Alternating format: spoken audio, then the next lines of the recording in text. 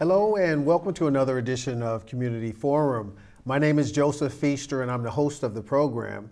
But today is probably one of the best programs that I've ever done. And this is a program of two budding authors, one a dear friend and a co-host here on Community Forum, and his lovely granddaughter have authored a book.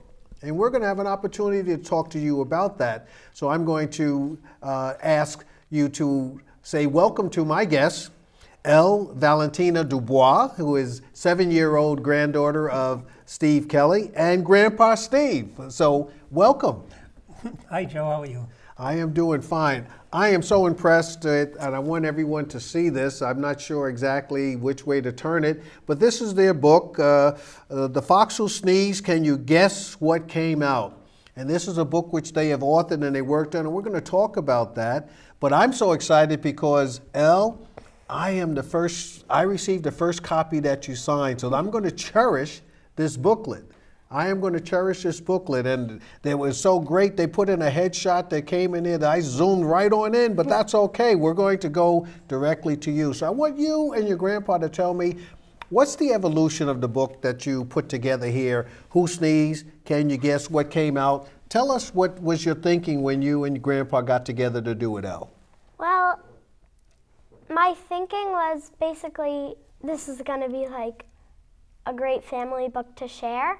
And also thinking that this is gonna be a book that is gonna be remembered really strongly. And so along with that, who came up with the idea about how to get the book started and how you came up with titles and all? What process did you and Grandpa go through? Well, I think the process was I just started talking, saying what I wanted to happen in the story, and then Grandpa started typing it down, and it was just amazing how fast he could type. I was talking really fast, and it just was amazing how fast he could type. Well, I understood, because see, I do my homework, and I was reading something that said, the first thing that I said that came out, you were an authoress a long time ago, because you said something like, I want my mommy. Yeah, wasn't that a start of the process of you wanting to be a storyteller? Yes. So Steve, tell us more, because I know you have an idea of how you came up with a working title early on, and then you evolved into this one. Why don't you walk us through that process? Sure. So first of all, that story is a beauty. When Elle was 9 months old, she said her first sentence. Yes. And I was picking her up from daycare as a favor of the parents, and she took one look at me and gave me a mean look and started screaming, I want mommy. And it was very unusual to hear someone at that very young age, and we knew she would be gifted in language from then on. So, well, she also said in the book that, my grandpa was a great storyteller. And even I was reading, it said, Steve, you say I'm stuck on 9 years old, so why don't you elaborate on all of those as you tell this story of how this came together? Sure. So I love telling stories to the kids, and I invented my own lead. One of the leads that everybody knows is Once Upon a Time. And so we would tell stories, but I also started my own lead to get into stories, and that goes like this. A long time ago, when months were moons and mice were ooze and dogs were dinner, you'll never guess what happened. And Elle would start to fill in sort of things that would happen. Yes. And when she became very good at that, at one point I said, would you like to write a book? And she said yes. Yes. Yeah, I was going to ask you about that. Months were moons and mice were ooze and dogs were dinner. I found that to be an intriguing statement here, but we may have time to cover the specifics of that, but why don't we go on to how you got to working on this book? Well, one of the things we wanted to do is write a book that would allow other people to write a book and to carry forward the entire process within the book. So if somebody does decide to buy the book, they will find in it sort of a process-oriented instruction on what to do. And one of the things we recommend is to just get started. So we didn't start with the book. I'm going to ask Leo, who's in the background, to zero in. It didn't originally start as The Fox Who Sneezed. it started as The Big Bad Forest. Yes. And that was Elle's title. And we used an internet picture. We didn't have real illustrations yet. Yeah. So we just tried that, and then we started writing. And here's the first table of contents, which is kind of barren, as you might see. But that's how you start. You start with something. So we want everyone to know that you just get started, and then we weren't ready to even hire an illustrator until it started to take more shape. So tell about that, Elle. The illustrator is a great illustrator. When I looked at the pictures that she made, like I knew she was getting more pictures done, but I didn't know what they were gonna look like. So I was like, oh my God, I'm so excited. But then like I kept seeing the beautiful artwork that she makes, and it's just amazing. Yeah, and so what we did is we would send her what Elle had written, and then the illustrator would draw something that she imagined Elle would have liked. Well, why don't we do it? Because we talked about your working with your grandpa Elle. We talked about how his you being from birth, talking about being one who was going to be able to articulate your thinking. You said, "I want mommy," and then with your grandfather setting the tone, setting the context for it with months were moons and mice were oohs and dogs were dinner. And then from there, you develop this idea and this desire to write. So why don't we go to the book itself? Why don't we go to the fox who sneezed? Can you guess what came out? So why don't we go through? We're going to walk folks through the book, through each chapter. So Roy, why don't you bring up the first one? I know this picture here is one which shows you and your grandpa thinking about it. So why don't you walk us through the type of things that you were doing, which this picture illustrates? Well, tell us about that picture, Elle. I think it captures the moment where we were working on the book, and I was holding like the latest copy, and we're capturing the ideas, care and the ideas and all the stuff that makes this book a book into that picture. So we worked on it. How many nights do you think we worked on it? How long did it take? It took 2.5 years, so that's so that's like a long time. Oh yeah, yes, and you're so old now in terms of, I mean, you're just old and gray by now. Yeah. I started at 5 and now I'm 7, so, and it took, and then like the half is sort of the year that we kind of did the publishing. Okay.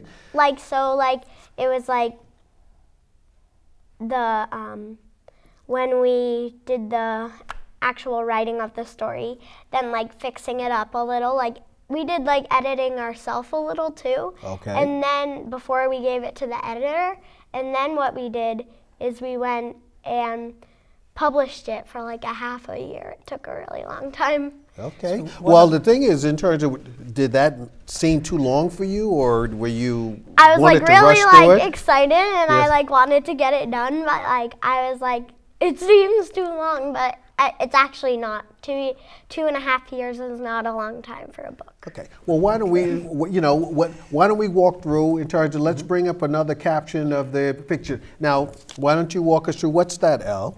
What's What's on the screen? Is that, I think that is the characters, some of the characters in the story, the Gingerbread House, the fox, and like I love how Sarah did like the swirl of purple and blue for the witch in the back. So that was the cover of the book. Now let's just, so everyone knows, who's Sarah? Sarah is the illustrator. Okay, so Sarah is the illustrator that worked with you and your grandpa. Sarah Farragon. She's wonderful. She's from Stoughton. Okay. And she did a great job pulling it all together. I wanted to add one thing.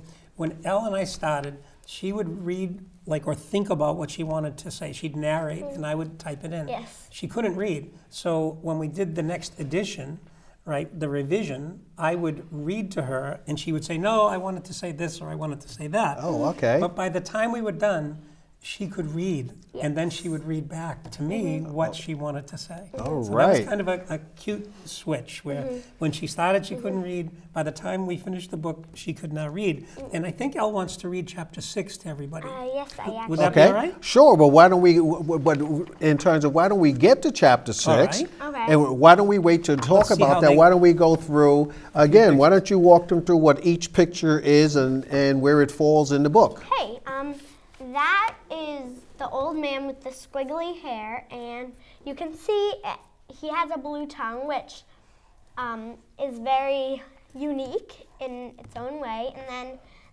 then that's the giraffe, and his name is Spotty because giraffes have spots. And I love that picture because it shows those two characters very well.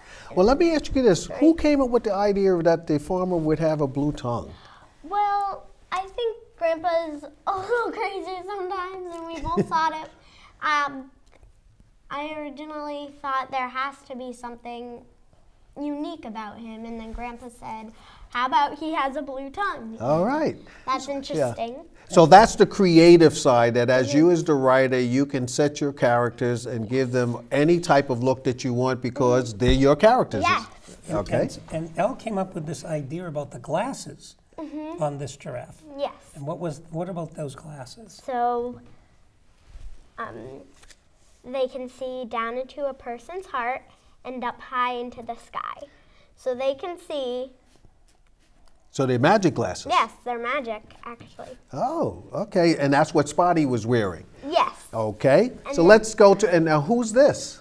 That's the old lady that's married to the man with the blue tongue that we just saw, and she has a purple shirt because she kind of likes purple, and she has gray, wet, and stringy hair, and she's a bit plump too, actually. Just a bit though, right? Yes, just okay. a bit. Just a bit. Okay. And who's that? That is the fox. My brother colored that, and he did his best coloring I've ever seen him do. in And that how old is your picture. brother? Or how old was he when he colored that? I think it was like 4.5 maybe. Now he's 5, so Oh. it was sort of a long. And what about Uncle Phil? What did he do with that? And Uncle Phil drew the outline of the picture, and my Oh. brother colored it in. Yeah, Uncle Phil's a pretty good artist too. Yes. Now, let me ask you, now what is is this a nice fox? No. Actually, we did a few pictures of the fox. I colored one and my brother colored one. So that's still Uncle Phil doing the outline, and I colored it in. And Grandpa colored the purple ears. Yeah. So this is a nice fox, or what? Or is it an evil they're fox? all mean. So this is an evil fox. Yes. Oh, they're okay. all evil. It's just different versions. Ooh, Okay. that's one of my favorite pictures. Now that's one of the pictures I know. Like I said, I read the book. That's towards the end of it. That's when they get Yes. back to the. So we'll do a little retrospective here. So why don't, since we're ahead here, why don't we tell what this picture is? Because I already know this is where this fits in the story because I did my homework, Elle. But what's that picture showing? Where are they at that particular point in time, and who's in that picture? There is the old lady and the old man that have the blue tongue and the gray, white, stringy hair. And then there's also the 3 little pigs, which have a big part in the story. The gingerbread man has the biggest part in the story. I cannot tell you why because I don't want to spoil it. Okay, then we're going to move on to the next one so we don't spoil anything. Ooh. Let's talk about this one. We're backing into where we want to be. So who is that that's shown in this picture here, and where are they? Well, they're at the 3 little pigs' house, and I know the story very well, and so I see that the fox is in the gingerbread suit. And that makes me... So the fox is in a disguise at this point. And we didn't actually want to like put the back on it because we wanted to show you like the inside of the suit and what it looked like, because we didn't want to like put a back on it and make it look like you couldn't see inside of the suit.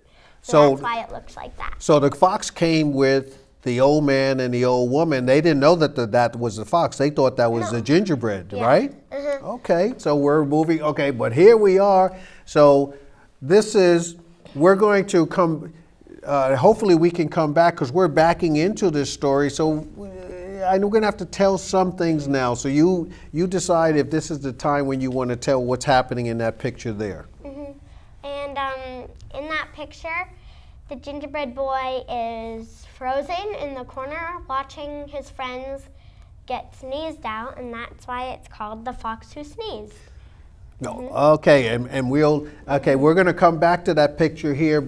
Roy, if you can bring up the next one. Now, this is the Gingerbread House. This is one of the early programs. This is when... This is the first picture I took, right? Yeah. It is.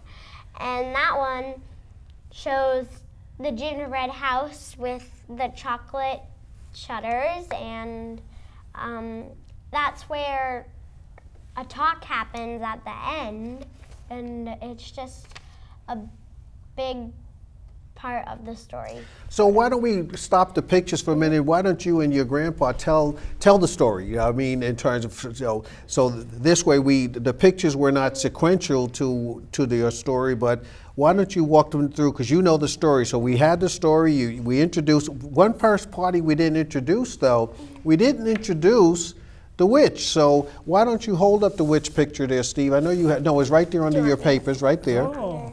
This? No, right there. Oh, okay. So who is that? Steve, why don't I let you talk some? Who is that? So I think that's the witch, right? And the witch, Elle had said a word. Do you remember the word you said, Elle, about a witch that went out at night?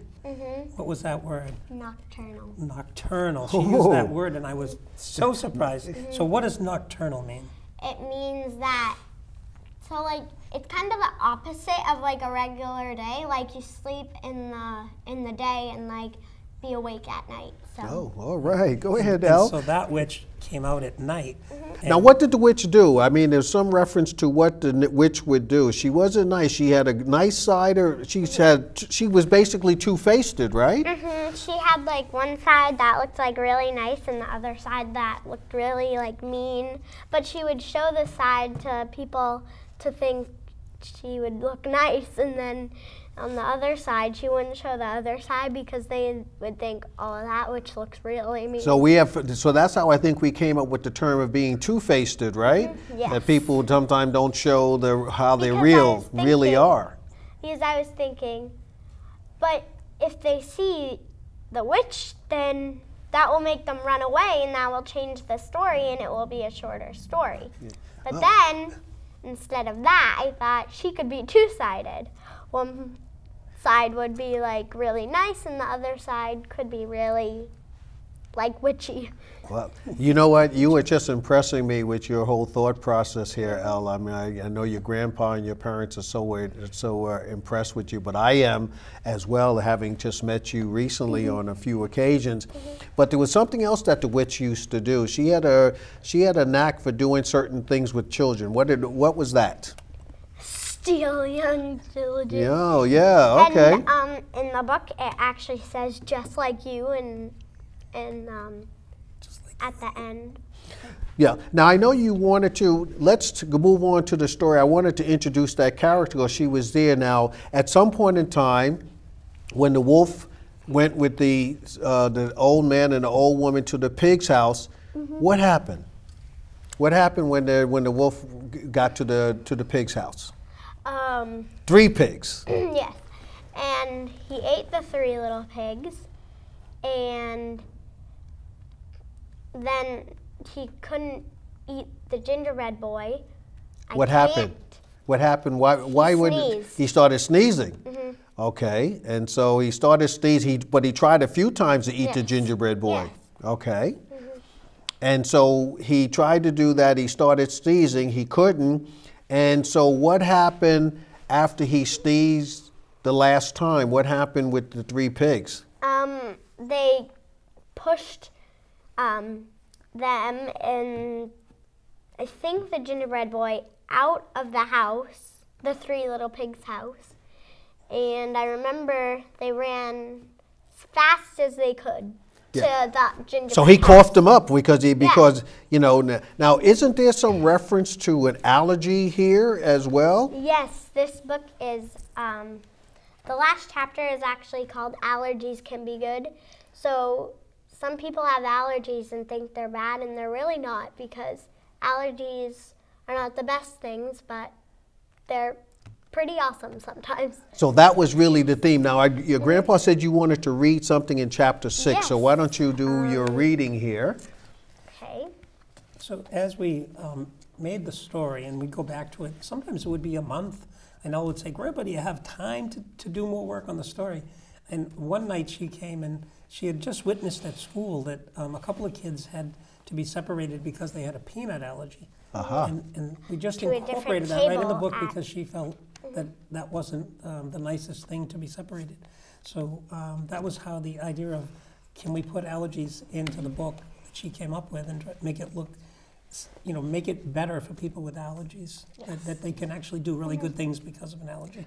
Well, I would like you, Elle, to do two things. One, if you read what you want to from the chapter 6, but I was also intrigued by the song about allergies. So can you read that one for us too? But why don't you go to your chapter 6 first and then find the one about the allergies. Go ahead. All right, so chapter 6, The Escape. The fox's second sneeze was so big that the air from his sneeze pushed the 3 little pigs and the gingerbread boy right out of the 3 little pigs' house. The 3 little pigs ran as fast as they could, but not as fast as the gingerbread boy. He ran faster than a kangaroo, faster than a rabbit too. He was really scared. The angry fox looked everywhere, but couldn't catch any one of them. They ran straight back to the gingerbread boy's house, and when they got inside, they locked the doors and windows as fast as they could, but even faster. Then they sat down on the colorful gummy bear couch to talk about what happened. The gingerbread boy asked, "Why couldn't the fox eat me? Does anybody know why?" Each time he tried, he sneezed very hard. The oldest pig thought for a minute and then said, "Maybe the fox is allergic to you." The middle pig said, "Gesundheit, you might be right. The fox is sneezing left and right." He seemed to sneeze with all his might. "Oh no, are we wrong or are we right? We might be a snack tonight." The gingerbread boy said, "I have an idea." They huddled in to listen, when suddenly they heard a knock on the door. Or was it 2 knocks? "Who is it?" shouted the oldest pig, fearing the worst, as they all braced themselves against the front door.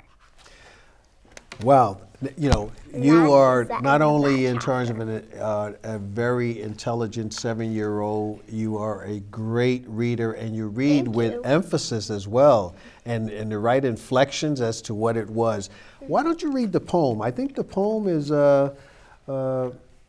in here as well. I don't remember Which page it was? well, there's one on page 13. Is that it? Is that the one with that I'm speaking of? The song about the allergy? Or did we already just do that? There's one on page 13. Is it this one? Oh, no, it's the one on page 30. 30? Yes. Or on 20? Yeah, that's on chapter 7. That's when. All right. Yeah. Do you want me to do that Yeah, one? you of Okay. course. Catch us if you can, bite us if you dare. Our clothes have special pockets with gingerbread everywhere. One bite and a sneezing fox you'll be, with a face completely red.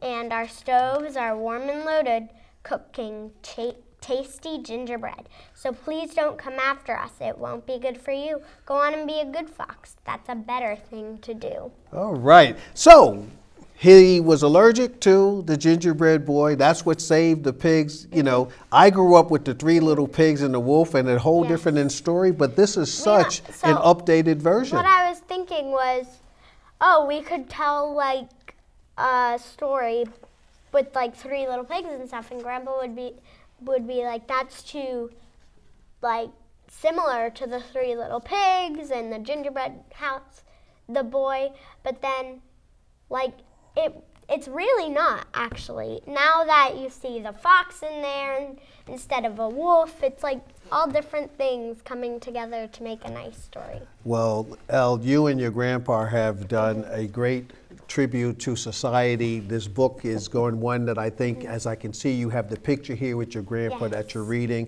I just want to say thank you to you budding authors here, and I know your grandpa is working, he is so proud, and he's working on a book of his own. But I have to do some thank yous, and I want to thank Maxie, Maxie's Delicatessen, who always provides food for Community Forum, as you know, Steve. I want to thank Roy Cohen, our producer, Leo McGowan, who is our cameraman. I want to thank Michael Hammond and Jeff Pickett. And of course, our good producer, Gina Cole, who is recuperating. I want to say thank you to her as well. This is Black History Month. I want to thank all of you who are tuning in order to participate in the programs that we've had this particular month. But most of all, Elle, I am so impressed with you. I mean, Steve, maybe you and I ought to just give up the business and pass it on to her. Maybe she could be the host of Community Forum. You have done an excellent job. I have a 7-year-old grandson, Jaden Joseph, who is intelligent as well. Maybe we'll have to put the two of you on and you can host this program one of these times because he likes to write as well. But this is extraordinary. Folks, I want to say to you, you need to get your copy. I have mine of The Fox Who Sneezed. Can you guess what came out? Written by Elle Valentina Dubois and Grandpa Steve Kelley. Want to say thank you both for being with me today. This is probably the most exciting program that I've had, and I want to thank you and wish you luck in the future, Elle. Thank you. Thanks very much, John.